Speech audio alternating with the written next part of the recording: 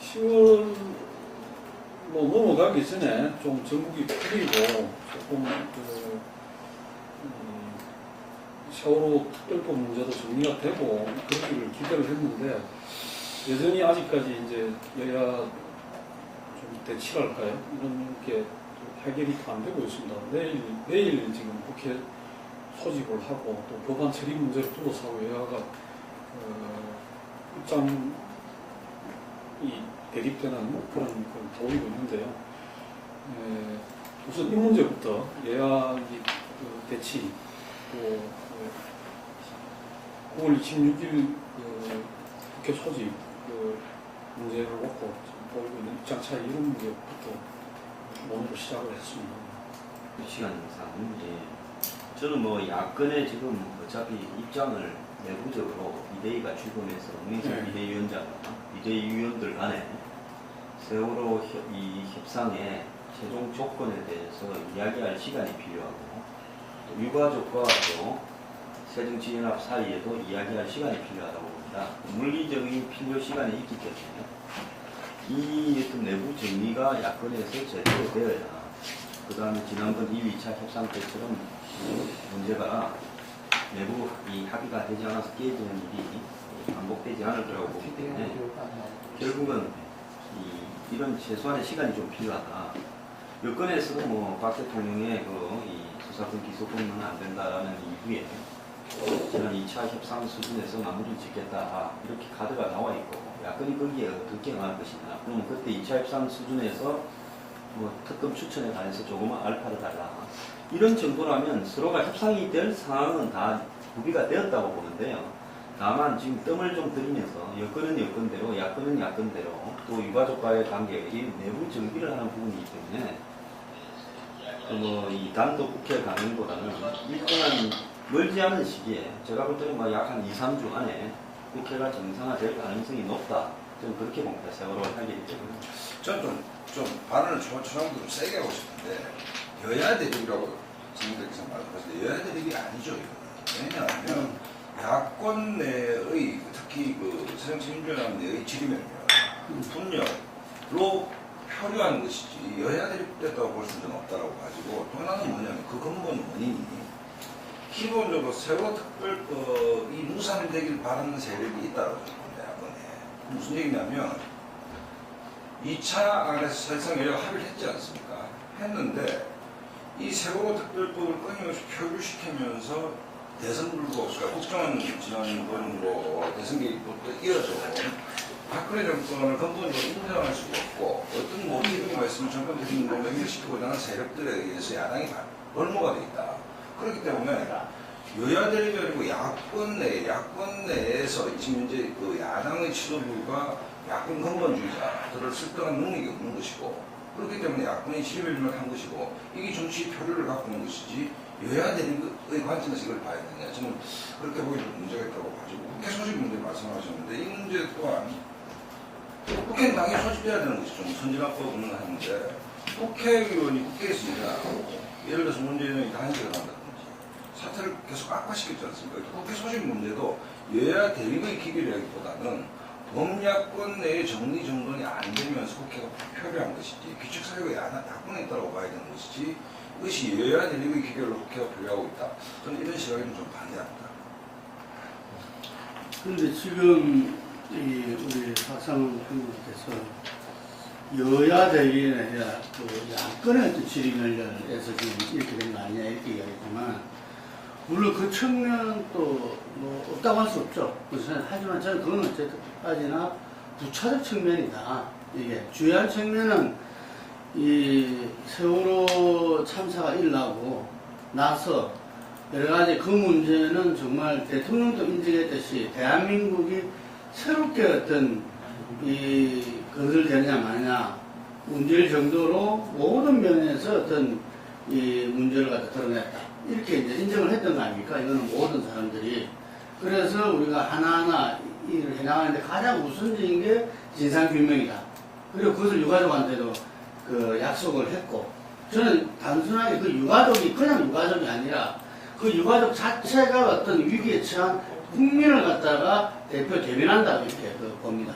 예, 그런 측면에서 이 세월호 특별법이라는 그 자체는 이 세월호의 참사를 갖다가 어떻게 국민적으로 극복해 나갈 것이냐, 그게 저는 위치해 있다고 봅니다. 세월호 특별법이. 그래서 이것도 역시 뭐 현실을 무시할 수는 없으니까 여야 간에 어떤 법을 국회에서 만들어지는 거니까 여야 간에 어떤 치열한 서로의 그런 그 논의와 협의 또 혹은 이 대결 속에서 저는 이루어질 수 있다고 이제 그 추이를 갖다가 온 국민이 함께 지켜봤죠. 그런데 이게 지난 이 뭔가 변화의 어떤 그게 된 게 730 재본에서 여당이 압승을 하고 야당이 참패함에 따라서 예를 들면은 그때부터 분위기가 확 바뀌어버린 거죠. 예를 들면은 그 전까지 청와대와 그 정부 여당에서도 상당히 이 문제에 대해서 전향적인 어떤 태도와 어떤 이 자세를 그 협상에서도 이렇게 보다가 그 이후에 이게 확 바뀌어버렸다. 그런 측면에서 저는 어디까지나 이것은 청와대와 정부 여당이 어쨌든 간에 현 정권과 정부를 갖다 책임져야 되는 부분이기 때문에 이것이 어떤 이 야당의 책임을 부처의 측면이다. 그 과정에서 예를 들면은 박원내 대표라든지 이런 부분들이 야당이 지금 이제 제대로 어떤 시스템과 뭐 이런 걸 정비하지 못하고 나름대로 이렇게 버벅거리고 이런 부분들은 충분히 비판하다 마땅하고 뭐 야당은 지금 비대를 뿌렸지만 정말 이 야당이 새롭게 다시 설 수 있는가도 의문스러울 정도이지만 어쨌든 이 정부의 어떤 문제점은 여야 간의 어떤 그거라보다는 저는 오히려 거꾸로 말하자면은 청와대와 정부 여당의 책임이다. 지금 뭐 세월호 특별법 문제가 뭐 해결되지 않은 상태에서 정부 하에 이거는 뭐 도리 없는 상황이다 이렇게 얘기를 할 수가 있을 것 같아요. 물론 뭐 여당 입장에서야 뭐 세월호 특별법하고 뭐 국회의원이랑 뭐 분리해서 해야 되는 거 아니냐 이렇게 이제 요구를 하고 있지만은 뭐 현실적으로 그동안 과정을 놓고 보면은 지금 그 야당이 세월호 특별법 문제하고 분리해가지고 전국이라든가 국회를 대응할 수 없다는 거 이건 아마 여당도 뭐 누구보다 더 잘할 수 있지 않나 이제 생각을 합니다. 결국 이제 그렇게 보면은 어떻게든 세월호 특별법 문제를 좀 일단락을 좀 지어야 그 이후 어떤 정상화가 이제 가능한 건데 과연 어떤 방법이 있을까 놓고 이제 생각을 해보면은 사실은 야당은 지금 문신화법이 사실상 대단히 좁습니다. 1, 2차 합의안을 스스로 이제 파기하지 않을 수 없는 상황. 뭐 이걸 보면은 결국 유가족들이 최소한 양해를 할 수가 없는 그런 어떤 합의안을 새로 시도하는 건 현실적으로 불가능한 이런 이제 상황이고 그렇게 봤을 때는 결국은 열쇠는 지금 정부가 펴는 열쇠는 여당의 손에 지금 달려있는 거 아닌가 이렇게 돼서 얘기를 할 수가 있을 것 같고요. 결국은 지금 여당이 뭐 지금처럼 2차 합의안 이상의 어떤 추가 양보는 도저히 안 된다 이런 입장만 이제 고수하면은 계속 이 상황을 면치 못할 것이고 결국은 좀 추가적인 양보를 통해서 전체적인 그 상황을 좀 타개하는 이런 이제 단안이 좀 내려져야 되는 거 아닌가. 열쇠는 결국 여당한테 지금 주어져 있는 게 현실이다. 이렇게 얘기를 할 수 있을 것 같습니다. 좀 더 아까 김동훈 대표님 730 보궐선거에서 국민이 바뀌었다고 말씀하셨는데 730 보궐선거에서 세월호라는 야권 입장에서 초대형 호재가 있음에도 불구하고 왜 패배했는가. 또 현재 지금 정당 지지도에서 야권이 거의 20% 밑으로 떨어지는 경우가 많잖아요. 그렇다면 난 그게 민심이라고 봅니다. 무슨 얘기냐면 유상선 박사님 말씀하셨듯이 세월호 특별법이 해결이 안 되면 다른 민생 법안도 어쨌든 현실적으로 통과될 수가 없다라고 하는 그 지점을 국민들이 동의하느냐? 저는 절대 동의하지 않는다고 봅니다. 세월호 특별법에 담긴 내용은 대략 다 나왔습니다, 지금. 그렇지 않습니까? 그런데 집요하게 박근혜 대통령을 필단으로 끌어들이려는 세력들이 있습니다, 지금. 이게 7시간 얘기 아닙니까? 7시간 얘기, 대통령 7시간 문제, 수사권, 기소권 문제는 노림수가 빤하지 않습니까? 그렇다고 본다면 다시 국회 소집 문제, 예외적 문제인데 730 보궐선거가 최근 1년의 정당 지지를 통해서 민심이 요구하는 바는 분명했다. 국회 정상화 해야 된다. 세월호 특별법은 무관하게 국회 정상화 해야 된다는 것이 저는 민심의 운명이라고 보는 것이고 진상규명과 재발권이란 풍문에서는 전 국민이 동의한다고 봅니다. 그런데 그 진상에 대해서 나오는 만큼 거의 다 나왔다고 봅니다. 어쨌든 세월호 특별법을 만들어서 국회 진상을 가려야 되는 것이죠. 그 다음 재발방책을 해야 되는 것이죠. 하지만 이거 가지고 모든 민생 현안이 올스톱된다는 것은 그 기축 사유가 야당이 있다는 것이 보궐선거와 현재 지지도를 통해서 반영되고 있는 거 아니냐. 그러면 오히려 야권이 국회로 들어오고 그다음에 새누리당과 협의해서 이런 문제를 풀어가면 되는 것이지 이걸 이렇게 발목을 잡고 있다는 것은 야권이 더 생각을 가지는 중간에 하나 좀 여쭤봅시다. 조금 전에 그 말씀은 무슨 뜻이죠? 그러니까 진상이 이미 다 나왔다 그런 말씀을 하신 것 같은데 지금 그 유가족이나 국민들이 세월호 사건과 관련해 가지고 진상이 다 밝혀졌다고 지금 생각을 하고 그 진상에 대해서 더 이상 밝힐 게 없다고 밝힐 게 없다는 얘기. 그동안 수많은 언론과 이게 시간이 얼마나 됐습니까? 내 말은 왜 그래 됐는지에 대해서 대략적인 것들은 다 나와 있다는 것이죠. 그렇기 때문에 이 나왔다 해서 결과가 났다는 건 아니고 대략 나올 수 있는 얘기는 다 나와 있는 거 아닙니까? 저는 이래 봅니다. 진짜 중요한 진상 부분은 핵심적인 저는 진상 규명이 안 되고 있는데 야권이나 유가족이 침묵하고 있다고 봐요. 제가 뭐 거듭 이야기하고 있지만은 저는 세월호가 침몰하는데 일단 침몰하게 된 계기를 만든 거는 유병현의 그런 부실 경영과 그 부실 경영을 뒤를 봐준 역대 정권의 정관계 인사들의 부패 커넥션에서 배가 침몰했다고 봅니다. 일단 배가 침몰하는 데까지 되면 그거 아닙니까? 그걸 누가 부인할 수 있겠어요? 그런데 유병헌 일가가 뭐 그냥 유병헌은 벤사처로 발견됐고 나머지는 도망갔고 그 다음에 뒤를 봐준 역대 정권 정관계 인사가 한 명도 구속되지 않았어요. 자, 거기에 한번 봅시다. 3,500억 개 부도가 났고 2,200억 개 탕감됐고 4천억 이상 수천억의 돈이 해외로 은닉됐고 법정관리 중에 그 다음 다시 3,800억을 대출받고 한 일이 벌어졌고 고무배를 들고 가가 전개축하고 저렇게 집을 과적하고 싣고 다니는데 독재 문화권이 보장이 됐고 이런 어떤 과정에서 아무도 봐주지 않고 이런 일이 발생했다는 건 있을 수가 없다고 보는데요. 여기에 BJ 정권 때 법정관리에 들어갔고 노무현 정권 때 법정관리에 편의나 부채 탕감이 이루어졌고 이명박 정권 때 대출이나 여러 가지 설령 인상이 이루어졌기 때문에 역대 정권에서 물론 박근혜 정권도 책임이 있을 수 있겠죠. 역대 정권에서 자유로운 정권이 하나도 없는데요. 저는 여야 사법기관이 공모해서 유병헌으로부터 돈을 받은 정치나 골프채를 받은 정치인을 다 덮었다고 보고 있습니다. 근데 희한한 거는요. 보수라고 하는 저나 일부 저 동조하는 사람들이 이 문제를 이야기하는데요. 야권이나 진보에서는 이 문제를 언급하는 건 하나도 없어요. 그리고는 집중하는 부분이 뭡니까? 배가 넘어가는데 왜 구조를 맞습니까? 오늘 아침에 보면요. 시뮬레이션 해본 결과 거의 대부분이 한 7분 안에 다 탈출할 수 있었다고 나오지 않습니까? 선내 대기하라 말만 안 했다면요. 구명정 있고 바다로 뛰어내리고 이렇게 많이 뒤집어지기 전에 뛰어내려. 그럼 왜 선대를 대기시켰느냐는 게 죽게 만든 결정적인 부분이에요. 그럼 어떤 커넥션에 의해서 선대 대기시키라고 했느냐? 세월호 선장과 청일진 오늘 본사에 전화도 있었고 유병헌과도 전화를 하지 않았냐? 이런 의혹들이 있지 않습니까? 그 밑까지는 별로 도외시하고 그 뒤에 부분 배경이 왜 저랬고 대통령 7시간에 뭐였고 정부가 효율적이냐? 아니 노무현 BJ에서 노무현 정권 넘어갈 때 2003년 2월 달입니까? 대구 지하철 사고가 나가지고 191명이 죽고 21명이 실종되고 151명이 부상을 입었어요. 이 배는 바다에서 가라앉으면 구할 방법이 별로 없지만 지하철에서는요 정말 더 쉽게 구해낼 수 있는데도 그렇게 많이 죽었습니다. 그때도 안전을 관리하고 개선하겠다고 했지만 또 이런 일이 일어났어요. 그래서요 말을 하려고 그러면 앞 맥락과 뒷 맥락을 다 이야기해야지 뒤에 부분만 놓고 정부가 주겠다고 이야기하면 됩니까? 그런 어떤 부분에서요 저는 왜 야권과 진보 세력이나 이런 사람들이 앞에 부분을 이야기하지 않는 거예요. 그 이야기 좀 하시오. 공평한 거 아닙니까? 네, 지금 뭐 지금 특검을 지금 요구하는 그 입장이 뭐 정부가 뭐 죽였다 이렇게 뭐 단정을 하고 지금 들어가는 건 아니라고 이제 생각을 이제 해요. 기본적으로 지금 황 소장이 얘기하신 부분들, 그거는 사실 지금 어느 정도 뭐 드러나고 있다고 생각을 하거든요.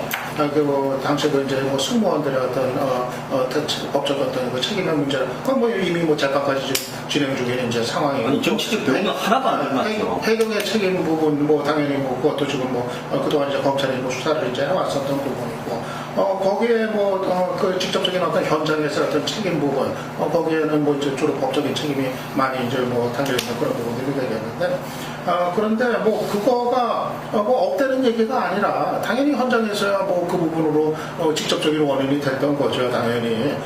그런데 그게 없다는 얘기가 아니라, 그거는 당연히 있는 거고, 그거 이외에 어떤 이런 어떤 그 국가적인 어떤 재앙에 대응하는 결국 어떤 그 정부라든가 여러 이제 기관들의 어떤 대응의 문제들 이거를 이제 제대로 좀 밝혀보자 하는 이제 그런 얘기죠. 물론 이제 거기에는 지금 유명인가님도 정치적 배우에 대해서는 한마디도 안 하고 계세요. 정치적인 배우라뇨. 분명히요. 어떤 정치적인 배우? 뭐에 대한 부채 탕감과 부채 탕감과 아니 그 말씀은요. 그 말씀은 제가 거꾸로 물어보겠습니다. 제가 하던 얘기를 좀 하고요. 그러니까는 물론 이제 그 정부나 어떤 그 국가기관의 어떤 책임 부분에 대해서는 그거는 뭐 정치적 또는 행정적 책임의 성격의 부분이 있을 거고 그리고 또 법적인 책임의 부분이 있을 수가 있을 거예요. 뭐 정치적, 행정적 부분 다 이거는 이제 결국은 이걸 가려봐야 판단이 가능한 부분이라는 거예요. 그래서 정말 아까 그 차질국시라는 부분이 정말 뭐 이렇게 다 파헤쳐 봐도 뭐 정치적으로는 뭐 비판할 수 있지만은 법적인 책임은 물을 수 없다. 뭐 그렇게 결말에 날 수도 있는 거고. 그런데 다만 그거는 이제 까봐야 하는 거고 사실 우리가 예단을 못 한단 말이에요. 그러니까 뭐 그거 결론을 내려놓고서 뭐 짜맞추자 뭐 이런 얘기가 아니라 그러니까 특검 얘기가 이제 나오는 거는 결과는 모르지만은 의혹이 있으니까 의문이 있으니까 더군다나 아이들을 이제 이런 그 유가족들이 그거를 요구하고 밝혀달라 요구를 하니까 적어도 우리 사회 이 국가가 그러한 요구를 받아들이는 게 기본적인 저는 그건 예의고 이제 도의다. 그거를 굳이 마다할 이유는 또 뭔가 정말 뭐 파헤쳐가지고 뭐 엄청난 범법행위가 안 나올 수도 있죠. 안 나올 수도 있는데 특검을 해도 근데 거꾸로 얘기해가지고 그러면은 한번 밝혀보면 되는 건데 그거를 또 굳이 못하겠다고 그럴 이유는 뭔가 이런 얘기가 이제 되는 거죠. 국가적도 공평한 이야기를 하셔야지 특정한 부분만 이야기하고요. 아까 말한 이 사건이 벌어지게 된 부패 네트워크에 대해서 역대된 건 정관계 고위 인사들의 행태에 대해서는 말을 한마디 한 적이 없어요. 거꾸로 제가 여쭤볼게요. 물어보십시오. 네, 첫 번째는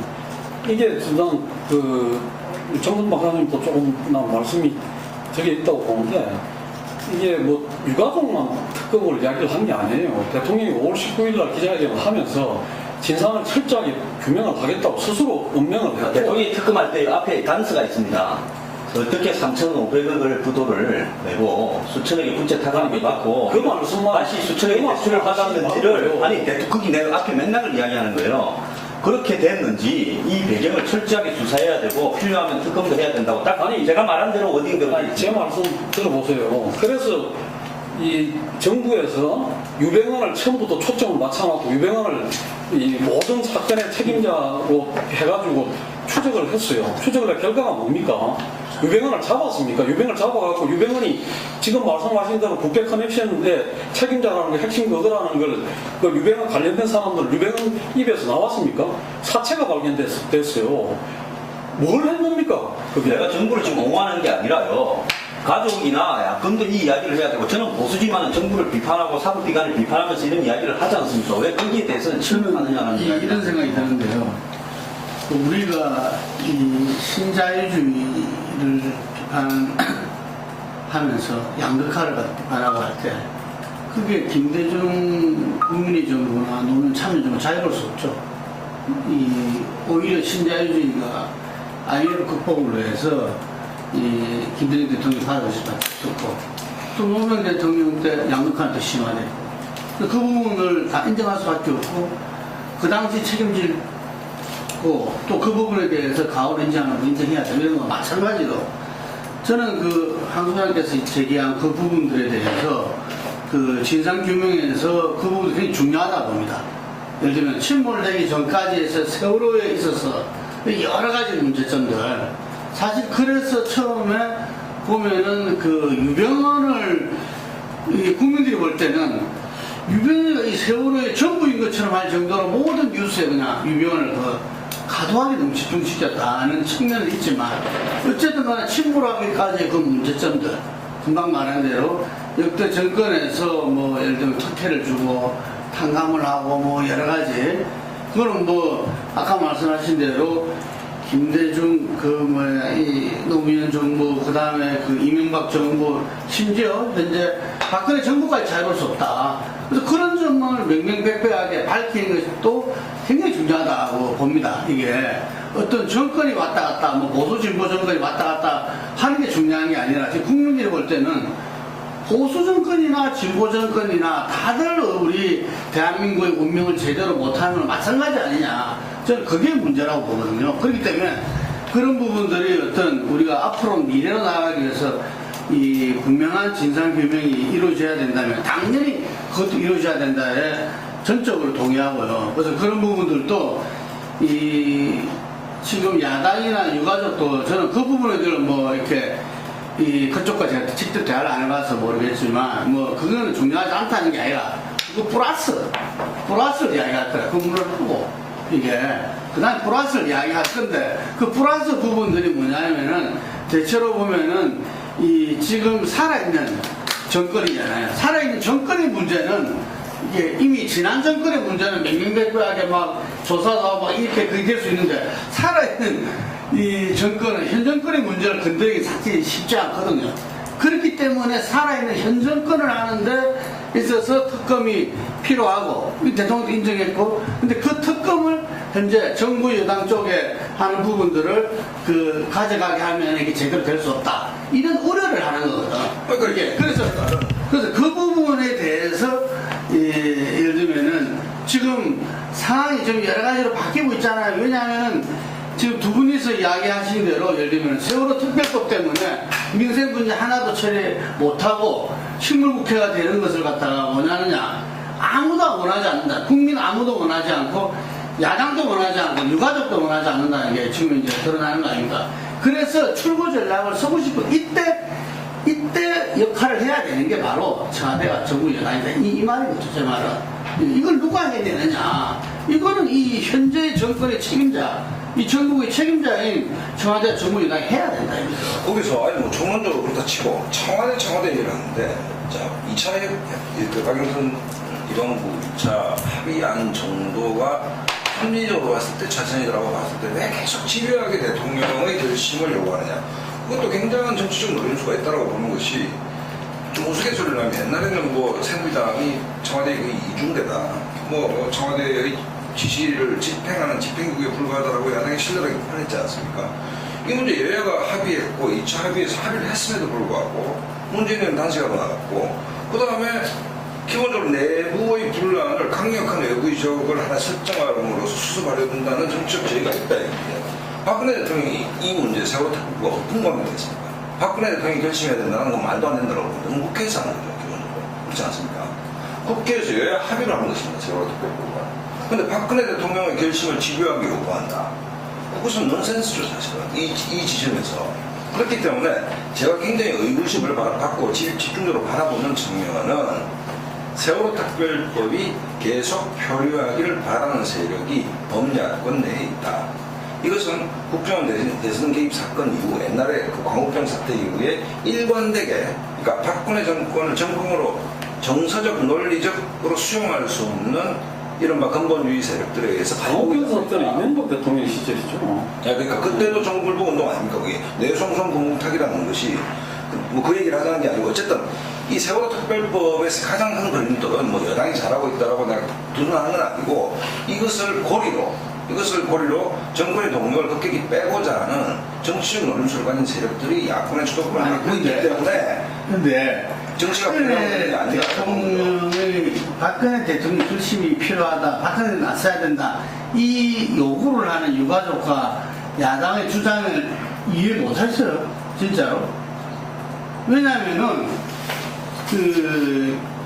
김무성 대표도 전에 특검 추천권 야당이 줄 수도 있다. 뭐 이런 발언도 하고 그랬잖아요. 그런데 실제 협상을 하다 보니까 굉장히 벽에 이렇게 막혀 있다. 저는 그 부분이 도대체 어디서 왔는가. 본래 그 유가족들이 한 것은 대통령을 만나서 호소하고 싶었던 거죠. 지난번에 신도 와서 말씀하신 약속하신 부분이 지금 이제 이렇게 한 발짝도 못 나가고 있다. 저희 사정을 이야기하고 이걸 풀어달라. 호소하고 싶었던 거죠. 그런데 국무회에서 지난번 26일입니까? 국무회에서 박근혜 대통령 발언을 보면은 야 일반 국민들도 그걸 봤을 때는 지금 여당이 왜 협상에서 꽉 막혀있고 이게서 한 발짝도 못 나고 하는 것들이 어디서 왔는가를 사람들이 다 추정해 줬던 겁니다. 거기에서 가이드라인을 확실하게 제시하고 그날 그것도 뭐 정말 이 여당에서도 그런 이야기들이 많이 나왔지만 예를 들면은 국회 일 제대로 못하면 전부 다 회비 반납해라. 나는 말씀을 하실 정도로 예를 들면은 그리고 그날 오후에 바로 여당 당대표와 원내 지도부를 불렀잖아요, 이게. 그래서 마치 잘못을 저지른 학생을 훈계하는 선생님처럼 그런 일들을 보고 국민들이 볼 때는 왜 그것을, 우리나라의 모든 문제는 결국 박근혜 대통령이 결심하지 않으면은 안 된다고 탄핵 넘길 수밖에 없는 거죠. 자, 두 번째로는 제가 말씀 좀 드릴게요. 아니, 대통령을 보고 수사권 기소권 문제에 대해서 답을 하라고 한 달 이상을 요구를 했잖아요. 8월 17일인가 2차 협상이 결렬대로 침묵을 했죠. 청와대 앞에까지 가서 면담을 했는데 대통령이 유려해달라고 그런 거 아니지 않습니까? 대통령을 보고 이 문제에 대한 입장을 밝히라 했잖아요. 사실 입장을 밝히라는 것도 상권분립의 위반이죠. 그렇지 않습니까? 대통령이 국회가 하는 일을 보고 그냥 협상해라고 지시하는 것도 위반 아닙니까? 그래서 말을 안 하고 있었죠. 한 달쯤 안 하고 있으니까 난리를 쳤지 않습니까? 그러니까 대통령이 입장을 밝힌 거죠. 더 이상 이 문제에 대해서 되고 안 되고 문제를 가지고 혼란을 끼워서는 안 되겠다. 선을 그어서 자기가 생각하는 기준에 대해서 이야기하겠다고 해서 대통령이 입장을 밝힌 겁니다. 밝혀라 했어요. 밝히고 나니까 또 대통령이 우리 여당의 가이드라인을 줘서 상권 분립에 위배되는 일을 했다고 비판하는 거예요. 그럼 애초에 그런 줄 모르고 대통령 보고 밝히라 했습니까? 그래서 이 밝히는 부분에서 대통령이 뭐 세비 반납을 이야기했거나 국회의원의 의무를 뭐 이런 부분은요. 그건 뭐 바라보는 시각에 따라서 비판의 여지도 있을 수 있고 또 한간에 모든 사람이 하는 이야기를 대통령이 했다고 볼 수 있습니다. 그 부분은 뭐 정치력에 관한 문제이기 때문에 논외고요. 대통령 입장을 밝혀서 이 부분에 있어서 더 이상 안 되는 일을 가지고 또 국회를 공전시키면서 연말까지 가는 것보다 일찌감치 대통령이 나는 이거는 까지다라고 대통령 자기 입장을 밝혀서 그 선에서 서로 협상을 하게끔 만드는 것이 더 좋은 거 아닙니까? 지금 그러고 난 뒤에 가이드라인이 대충 새로 설정되고 있잖아요. 저는 그게 나쁘다고 보진 않아요. 그동안 이제 대통령의 입장을 밝혀라고 요구를 했던 거는 전향적인 결단을 요구를 했었던 거였죠. 그게 몰라가지고 궁금해가지고 입장 밝히라 한 것이 아니라. 내 말도 그 말이에요. 결국은 이제 그 진상규명을 위한 특검을 이제 전향적으로 수용하는 결단을 내려라 이제 그 얘기를 했던 거고. 근데 지금 대통령의 결단 문제가 얘기가 안 될 수가 없는 것이. 결국은 이제 특검 문제, 특별법 문제 가지고 대치를 하고 있는 게 결국에는 사실은 지금 이제 청와대에 대한 수사 문제라는 거 이게 사실 어느 정도 드러난 상태거든요. 사실 특검을 요구하는 쪽에서도 그렇고 반대로 지금 새누리당에서도 그 부분을 이제 유가족이나 야당안을 이제 반대를 했었던 것이 지난번 주호영 정책위 의장이 유가족들 만날 때 얘기 다 했잖아요. 그러면 청와대까지 다 마음대로 조사하겠다는 거냐. 다 이제 그 이유가 이제 드러났던 거고 결국은 청와대까지도 특검 수사를 받게 할 거냐 말 안 되냐 이것 때문에 지금 사실은 이제 대치가 이루어졌다 할 수 있으니까 결국은 이 상황에서는 대통령의 의사가 지금 열사가 돼버린 거죠. 대통령이 좋다 청와대까지도 다 조사 할 거 있으면 하자 그리고서 정리를 하자 문제가 되는 게 있는 점 좀 확인하자 이러면은 이게 그 국면으로 이제 넘어가는 거고 근데 지금은 그게 안 된다는 건데 저는 지난번에 박 대통령이 그런 식의 입장 표명을 했던 거는 대단히 좀 부족했다고 봐요. 아직은 지금 여야 간의 어떤 협상의 여지가 이제 남아있는 그런 이제 상황인데, 그런 상황에서 아까 얘기한 이제 가이드라인을 제시해가지고 2차 합의한 이상은 더 이상 이제 안 된다는 식의 그 가이드라인을 제시한 거, 이거는 오히려 정말 풀 수 있는 길을 완전히 지금 차단해버린 거 아닌가. 그래가지고 저는 대통령이 지금 여야 협상이 아직은 끝나지 않은 사안에 대해서 그렇게 완전히 여당의 문신의 폭을 그냥 없애버린 거 이거는 대단히 좀 부적절했고요. 대통령이 자기가 원하는 대로 말을 안 해주면 부적절한 겁니까? 대통령 보고 그럼 말을 하지 말라고 국회에서 풀어가도록 있어야죠. 그 앞에 가서 왜 장을 치고 농성을 합니까? 팩트를 얘기하면 수사권 기소권 문제에 대해서 문재인 수차 대통령이 답해야 된다고 얘기를 했지 않습니까? 대통령을 압박했지 않습니까? 여야대화를 언제 했습니까? 여야대화가 단절된 지 오래됐습니다. 박영선 비대위원장이 식물화되면서 그럼 여야 대화는 없었고 끊임없이 집요하게 지금 지도부가 수사권 기소권 문제에서 박근혜 대통령 입장을 요구한 겁니다. 사실은 그렇지 않습니까? 물론 공감 능력이 부족하고 유가족의 아픔을 공감하지 않느냐 이런 건 포장이 되어 있죠. 지금 포장이 되어 있는데 집요하게 박근혜를 끌고 나오려고 정치적 노동수를 가지고 했던 것은 우리 선수끼리 사실 아닙니까? 거기서 박근혜 대통령이 그날 저도 사실은 고도의 정치적 판단에서 대통령이 발언이 적절했는지에 대해서 난 저도 좀 부정적으로 보는데 그 부분에서는 분명히 그 야권 내에서 노림수가 있었다고 보는 것이고 또 하나는 뭐냐면 가이드라인 얘기인데 예를 들어서 지난번 전당대회에서 서청원 대표가 돼가지고 당청 관계가 굉장히 이렇게 매끄러운 상태에서 이런 게 있었다면 난 그게 뭐 그럴 수 있다 생각하지만 지금 당은 김무성 대표가 완벽히 치고 있고 그 다음에 김기춘 실장에 대해서도 김무성 대표가 뭐라고 했습니까?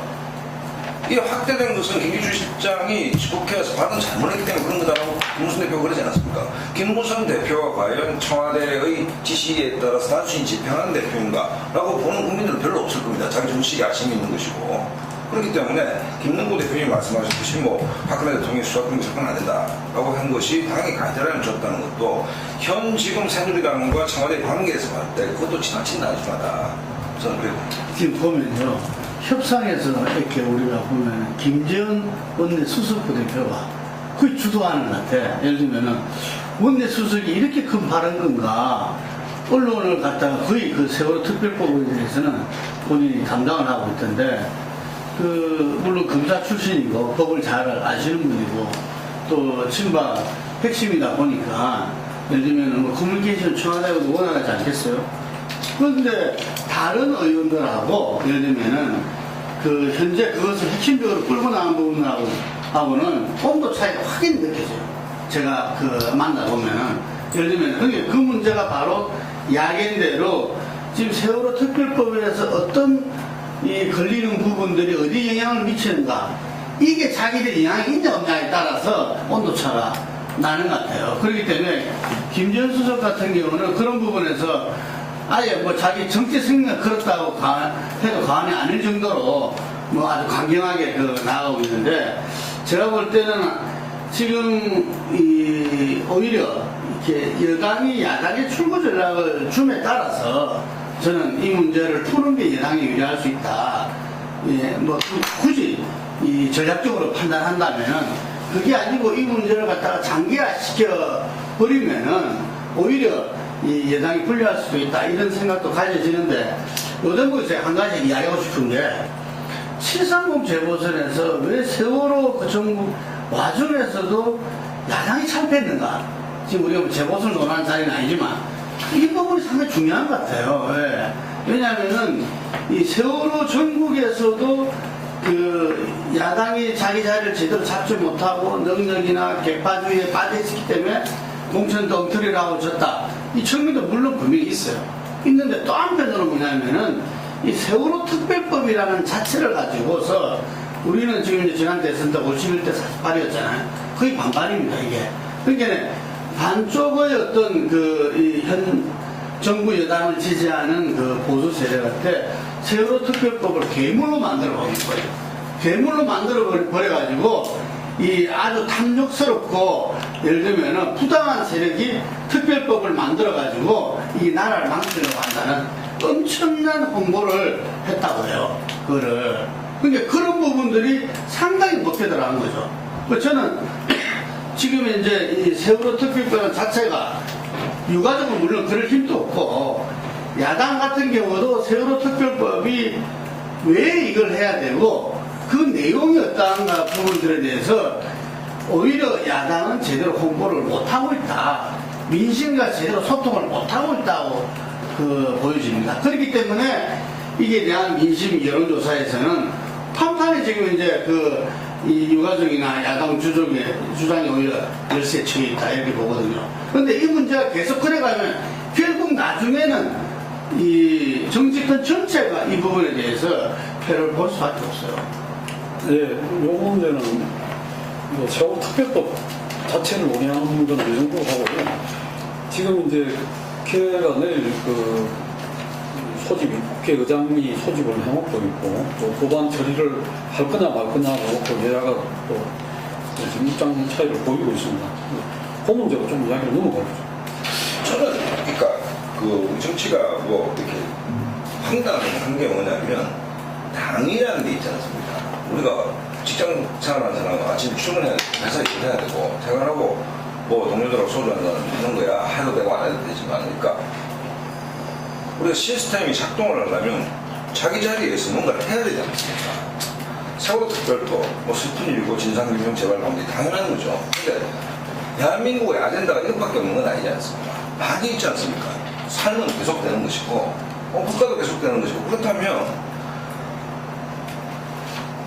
이게 지금 이 세월호 특별법인지 뭔지는 모르겠지만 국회가 이렇게 장기간 표류하는 것이 정상인가? 저는 지극히 정상이라고 봅니다. 누구 탓은 둘째치더라도 그러니까 지금 정규 국감기관 아니고 국정감사 해야 되는 것이죠. 세월호 특별법 못지않게 국감도 중요하다. 대단히 중요하다 이거. 그 다음에 야당이 집중적으로 박근혜 정부의 실정을 공격하고 비판할 수 있는 공간, 합법적 공간이 국정감사 아닙니까? 이걸 보이콧한다는 것은 정치 자체를 보이콧하겠다는 얘기고 그것이 세월호 유가족의 슬픔이 얼마나 큰 거 관계없이 일은 해야 되는 것이죠. 우리가 부모님이 돌아가시더라도 3일 동안 치르고 직장을 복귀를 하지 않습니까? 그렇다고 본다면 세월호 핑계로 정치가 이렇게 장기간 표류되는 것은 기본적으로 정치 자체라는 정치 세월호가 가라앉고 있다. 저는 이래 봐지는 것이고 이게 과연 누구를 위해서 도움이 되는지 저로서는 이해할 수도 없고 이걸 토론의 거리도 아니고 당연히 국회로 돌아가서 국회의원으로 소문을 다 해야 되는 것이죠. 근데 이게 무슨 토론이 되고 선진화법 때문에 뭐 야당이 발목을 잡고 130석이 작으냐 이런 거 아닌데 이것도 좀 더 이상이 반복돼서는 안 된다. 그러니까 각자 상임위에서 일을 하면서 여야 의원의 대표단이 있고 그다음에 뭐 야당도 지금 비대위원장 문희상 비대위원 실력을 협상을 협상대로 하고 이건 그대로 하는 것이 상식 아닙니까? 아니, 원론에는 뭐 동의를 해요. 뭐 대한민국의 뭐 아젠다가 뭐 세월호 문제만 있는 건 아니고 다른 지금 중요한 문제들도 다 다뤄야 될 문제들이 많이 있단 말이고 여당 입장에서도 그렇지만 야당 입장에서도 마찬가지고 또 정부를 여러 가지로 견제해야 될 다른 사안들 많이 있는 거 사실이고 그게 이제 맞는데 그런데 지금 그렇다고 해가지고 또 세월호 보고의 문제를 지금까지 막상 뭐 논란만 계속됐지 막상 뭐 하나 지금 된 건 아무것도 지금 없단 말이에요. 지금 진상규명 관련해가지고 뭐 이렇게 진척된 건 사실 아무것도 없는 거고 어떻게 보면은 최소한의 이제 틀을 만드는 건데 이거 정도는 매듭을 짚고서 그 다음으로 넘어갈 수 있는 거 아니냐. 뭐 그거는 뭐 야당의 입장에서는 지금 뭐 불가피한 선택이다 이렇게 이제 생각을 해요.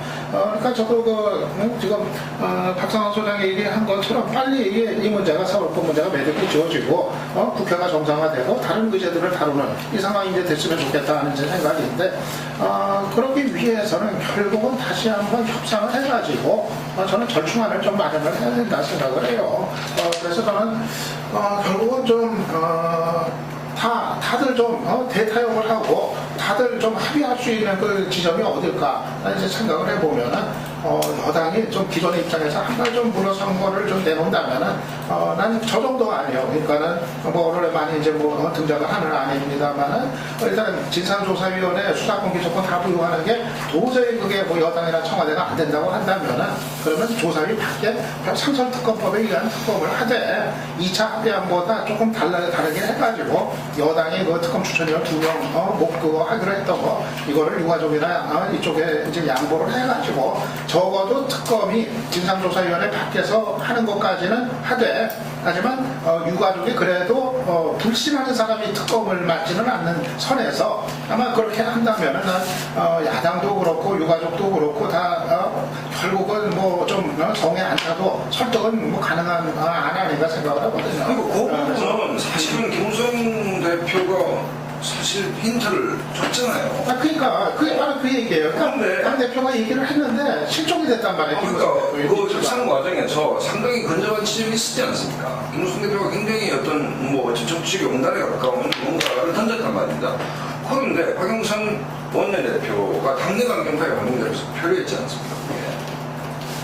그 이후에 보면 2차 합의안 자체가 나가게 되는 이유가 그러니까 기본적으로 지금 우려가 물론 뭐 유 박사님 말씀에 저도 동의하는데 합의를 했다 해서 문희상 비대위와 박영선 원내대표가 새누리당과 합의를 했다 칩시다. 이게 과연 추진될 것인가에 대해서 저는 또 아직 의구심이 남아있다는 것이죠. 그러니까 야권 내부 정리가 잘 안 된다는 것이죠. 네, 그러니까 아까 제가 얘기한 이제 그런 정도였던 그 특검의 이제 안이 그리고 여당이 그 특검 추천위원 2자리를 좀 이제 유가족한테 양보를 하는 정도의 선 이거 그러니까는 처음에 김무성 대표가 꺼냈던 어떤 좀 양보 의사 처음에 꺼냈던 그게 좀 그런 어떤 통큰 아마 그런 정도의 어떤 범위에 들어가는 거 아니었을까 생각을 해요. 근데 좀 이제 아쉬운 거는 그 이후 새누리당 상황이 이 세월호 특별법 협상에 관해서 김무성 대표가 사실은 완전히 밀려버리고 이광구 원내대표가 다 주도를 하는 이런 상황이 되니까 그 같은 안이 더 이상 이제 거론이 안 됐던 거고 나는 야당 같은 경우도 지금 뭐 두 차례 그런 어떤 우여곡절을 겪은 상황에서 아마 그런 정도 아니라고 한다면 충분히 아마 진지하게 뭐 받아들일 가능성이 있다고 보고 또 그거를 여야가 또 유가족들하고 또 진정성 있는 어떤 의사소통을 한다면 아마 유가족들 같은 경우도 저는 지금 집행부도 이제 뭐 바뀌고 그랬습니다만은 아마 유가족들 같은 경우도 양해를 할 수 있는 정도의 지점 아니겠는가. 또 유가족도 100% 자기 입장만 고수할 것이 아니라 어떤 큰 흐름 속에서 문제 해결을 위해 가지고는 뭐 그 정도 하는 받아야 되는 거 아닌가 생각을 하기 때문에 아마 그 지점이라고 생각을 하는데 글쎄 워낙 이제 박 대통령이 이제 가이드라인을 그렇게 확고하게 제시를 했기 때문에 과연 여당이 그거를 태도 변화가 가능할지는 좀 이제 봐야 될 것 같고. 아니 특검이야 뭐 할 수 있는 거니까. 저기 저 다음부터 사회 작품에서 타이머를 가지고 시간을 문제를 공정하게 좀 저는 그 여당은 단독 국회를 일단은 열어야 된다고 봐요. 뭐 나가치기만 안 하면 되니까 국회는 일단 열어가지고 일정대로 몰고 가야 된다고 보고 있습니다. 그리고 이제 뭐 예를 들어서 법안이나 예산 처리를 뭐 야당이 들어올 때까지 기다리는 인내는 당분간 보여야 되겠죠. 근데 이제 여론 추이가 여당이 국회를 단독으로는 열기는 열 거라고 보고 있습니다. 처리하고는 별개로. 그렇게 되고 또 최근에 뭐 김현우 의원 뭐 관련된 유가족 폭력 사태나 이런 부분들이 여론 추이가 이 사건이 오래 가면 오래 갈수록 제가 볼 때는 야권이나 유가족 대책이 객관적으로 굉장히 좋지가 않습니다. 뭐 그 폭력이 없었다 하더라도 사실은 이 국민들이 정치인에 대해서 인내할 수 있는 임계점을 넘어가고 있는 부분이 있어요. 여야를 막론하고. 그런 부분이기 때문에 그 어떤 행태로든 이 여야가 오래 끌 수는 없겠는데요. 지금 이제 여론 자관 분명히 좋지는 않아질 거다. 점점 갈수록. 그러면 여기서 해야 될 일은 뭐냐? 사실 이게 어느 정도의 협상에 대한 안은 나와 있지만은 야권이 내부에서 합의를 해야 되는 개파별로요. 비대위에서 합의를 해야 될 거라고 저는 봅니다. 그래서 문재인 의원이나 사장 강경한 친노 강경파 또 야권 밖에 있는 제야 강경파 그리고 유가족 대책위에서 이 문제를 이 선에서 정리를 하자라고 뭐 특검 추천위원회를 사실상 우리가 뭐 양보를 받으면서 법을 갖다가 제초하지 않는 범위에서 양보를 받으면서 하자 이런 거든지 뭐 그게 플러스 알파를 하든지 야권 내부의 합의가 굉장히 중요합니다. 근데 지금 야권이 A를 열어서 이 문제를 합의를 정식적으로 시도를 문희상 비대위가 못하고 있잖아요. 아직도. 문희상 비대위원장 자체도 처음에는 마치 수사권 기소권을 양보하고 괜히 쓸데없는 소리 해가지고 또 본인이 자기 말을 수습하기 위해서 시간을 보내고 있지 않습니까? 그러니까 이번 주에라도 야권이 비대위에 세월호 특별법 타협안을 어느 정도 정리할 것이냐를 합의를 하고요. 합의를 한 다음에 유가족을 불러서 다시 합의를 하고 그것을 유가족이 일부가 완강히 버틴다면 야권도 유가족에게 이거는 도저히 우리가 당신들 입장을 100% 존중할 수는 없다라고 손을 끌 부분이 있다면 그어야 되겠죠. 그래 놓고 여당하고 합의에 가서 예를 들어서 우리 국민들 앞에 우리는 이 손을 가지고 여당한테 합의를 하겠다고 명확하게 밝힌 다음에 여권을 압박을 해야 되는 게 순서지 지금 내부 순서를 못 밟고 있기 때문에 합의가 안 되는 거라고 저는 봅니다. 여당 욕을 하기 전에요. 근데 야당 지금 비대위에서 지금 그 전에 박영선 원내대표가 지금 제2차 비대위라는 그 꾸려지기 전에는 혼자 자기 혼자 예를 들면은 공식적인 어떤 기구에서 본인이 혼자 했기 때문에 그 의견 수렴 과정이나 이런 부분들이 또 그것도 개별적으로 할 수밖에 없었고 그것이 본인은 아마 전부 합의할 수 있는 전체의 뜻이라 가지고서 협상을 아마 했을 겁니다. 근데 그걸 하고 나서 보니까 그게 좀 아니었다 이런 게 됐는데 지금은 어쨌든 간에 그 문희상 위원장이 말한 대로 어쨌든 이 책임질 수 있는 사람들이 다 나왔어야 합니다. 저는 지금 야당의 현재 비대위가 이 문희상 원내대표가 지난번에 대선 이후에 한 2개월 하면 4개월 앞서서 F 악집이 갔다 이런 이야기를 했는데 이번에 만약 그런 식으로 되면은 전당대회도 치르지 못할 것이다 내년 초에. 그래서 지금 현재 야권의 비대위는 현재 새정치민주연합이 이번 그 19대 국회에서 이 규모로 130명 규모로 가느냐 마느냐 이게 좀 마지막 기회다 이렇게 봅니다. 그렇기 때문에 이게 말하자면 지금 비노 계열이 그 대표성이 한 명도 안 나왔다. 그래서 뭐 3선 이상 한 명을 이게 참여시키달라 이런 요구도 하고 뭐 이랬는데 문상 위원장이 뭐 이렇게 대리는 안 된다 이런 말도 했다는데 저는 이게서 비례 구성에서 좀 이렇게 이왕 이게 국민들한테 민낯으로 공개돼가지고 뭐 누구는 무슨 이렇게 부족해냐 할 정도로 협박수상들이 나왔다면은 요즘에는 그 비노 진영에서도 사람들을 갖다가 그게 참여를 해야 된다고 보여지고요. 어떤 면에서는 뭐 건너와 보면은 이 김한길 전 대표랑 뭐 정동 고문을 추천했다는데 안철수 저는 의원도 참여해야 된다고 봐요. 그러니까 잘못되면 잘못된 거고 예를 들면 어쨌든 새정치연합이 안철수 세력과의 결합이었기 때문에 이게 어쩌면 말하면 마지막 전부 다 이 규모로 지금 130 규모로 하나로 가느냐 마느냐 이 어떤 중요한 기록이 있다는 거죠. 그 차원에서 세월호 특별법도 봐야 된다. 그렇기 때문에 당연히 뭐 예를 들면은 몇 박 며칠이 되더라도 거기서 특별법에 대해서 이 서로 간에서 자꾸 이 카드 저 카드가 아니라 의원들끼리는 최소한 어떤 이 심도 깊은 끝장 토론을 통해서 거기서 놓을 건 지금 다 나와 있는 거니까 그 카드에서 합의할 수 있는 걸 합의하고 또 그 회의에 저는 어떤 면에서는 유가족도 또 함께 또 회의를 진행할 수 있는 거고 그래서 여당과 협상할 수 있는 카드를 갖다가 먼저 정립하는 건 한번 말에 저는 맞다고 봅니다. 그게. 근데 이것이 또다시 협상안에 다시 또 부결되고 있어 대표가 가져 나간 부분들이 합의를 했는데도 부결되고 하면은 그건 이제 야당의 그 정치 생명 자체가 끝난다고. 이건 130조 규모의 이 야당은. 그렇기 때문에 먼저 그런 부분들을 해야 되는데 상당히 이렇게 당혹스럽게도 전당대 룰이 이야기돼가지고 다시 또 국민들로 하여금 역시 저 당은 개파에 대해서 자유로울 수 없다. 이런 이미지를 주는 것은 저는 엄청난 실책이다. 그 부분은 뭐 저는 심지어 위원장이 물러날 사유까지 속한다고 봐요. 아니 지금 이야기가 엇갈리는데 조금 이따 이제 또 새정치민주연합 이야기도 하겠습니다만 단독 국회를 열어야 된다. 그 부분에 대해서 했잖아요. 아니 그 부분에 대해서 이야기를 하시고 아니 근데 뭐 그렇게 주장을 하셨고 여당이 단독 국회를 여당의 주제가 아니고 국회의장이 열려야죠.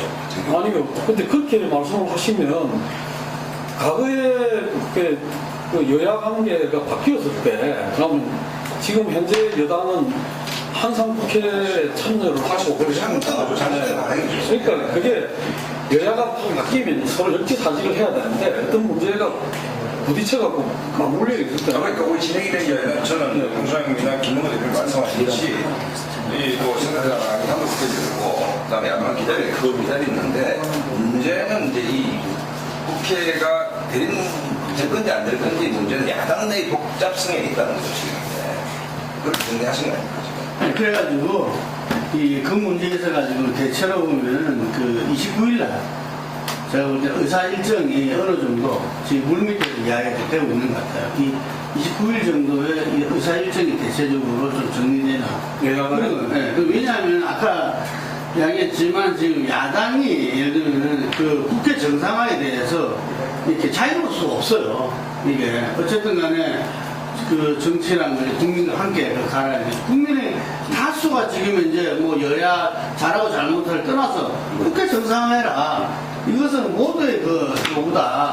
그렇기 때문에 뭐 그 점에서는 이강구 대표가 투트랙을 할 수밖에 없다. 그게 뭐 현실적인 그런 것 같고 그랬을 때 이제 그 이후에 특별법이 어떤 모습으로 이게서 정리를 하고 협상 결과가 어떻게 되느냐. 그리고 되고 나서 한 2년 정도 과정이 소요된다 그러잖아요. 그러면 그것이 어느 정도 마무리될 때 또 이렇게 총선 대선과 이렇게 또 맞물리고 하는 거기 때문에 이쪽에서도 이게 한번 하고 협상하고 끝나는 그것이 아니고 이것을 계속 진행해 줄 수밖에 없기 때문에 신중하지 않을 수 없는 거고, 그렇다고 해서 현재 국회 부분에 이 정상화 문제 때문에 발목이 야권이 더 이상 잡혀서는 안 된다 하는 부분들이기 때문에 저는 29일 정도에 의사 일정이 거의 합의될 것이다 이렇게 봅니다.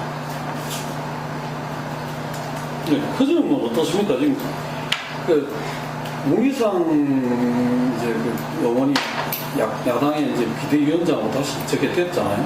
됐는데 박영선 대표가 이제 비대위를 맡았다가 실패를 하고 이제 다시 바뀌었는데, 이 여당 입장에서 파트가 누군가 있어야 되니까 김무성 대표가 좀 문기상 대표 입장을 좀 살려주면서, 비대위원장 입장을 살려주면서 그렇게 돌파구를 찾아 나가는 방법이 있을까? 그 점에 대해서는 어떻게 보십니까? 당대표들이 역할을 좀 해야 된다고 봐요.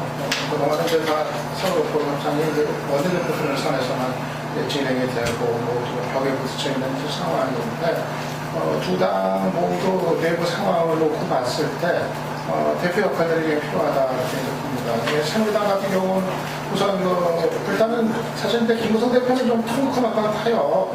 이런 거를 좀 사실 속으로는 생각을 하는 것 같은데 그거를 얘기를 꺼내보지는 못하고 있는 상황이란 말이에요.